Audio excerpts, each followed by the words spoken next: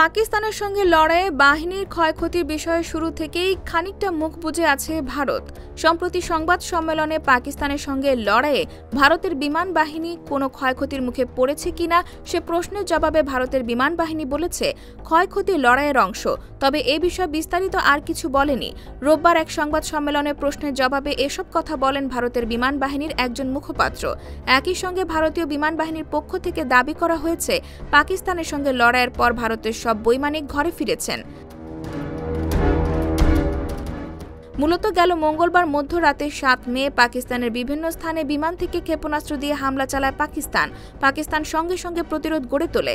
পাকিস্তান দাবি করে তারা ভারতের 5টি যুদ্ধবিমান ভূপাতিত করেছে, যার 3টি ফ্রান্সের তৈরি রাফাল। বুধবার পাকিস্তানের সেনাবাহিনীর একজন মুখপাত্র বার্তা সংস্থা রয়টার্সের কাছে একই দাবি করেন, কিন্তু নিজেদের দাবির পক্ষে কোনো প্রমাণ দিতে পারেনি ইসলামাবাদ। অন্যদিকে রোববারের আগ পর্যন্ত নিজেদের যুদ্ধবিমান ভূপাতিত হওয়া নিয়ে কোনো মন্তব্য করেনি ভারত। বুধবার ভারত নিয়ন্ত্রিত কাশ্মীরের 4টি সরকারি সূত্র রয়টার্সকে জানায়, অঞ্চলটিতে 3টি যুদ্ধবিমান বিধ্বস্ত হয়েছে। তারা এই কথা জানানোর কয়েক ঘণ্টা আগেই ভারত জানিয়েছিল, তারা সীমান্ত পেরিয়ে পাকিস্তানের 9টি সন্ত্রাসী অবকাঠামো নিশানা করে হামলা চালিয়েছে। ভারত জানিয়েছিল, মঙ্গলবার দিবাগত রাতের হামলার মেয়াদ ছিল 25 মিনিট। স্থানীয় সময় 1টা 5 মিনিটে হামলা শুরু হয়, শেষ হয় 1টা 30 মিনিটে।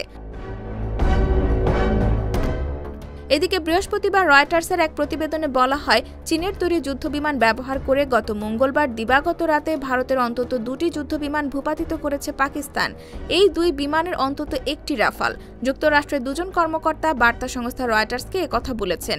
বিশেষজ্ঞরা বলছেন, এত অল্প সময়ে একাধিক যুদ্ধবিমান হারানো ভারতের জন্য বিশাল ক্ষতি।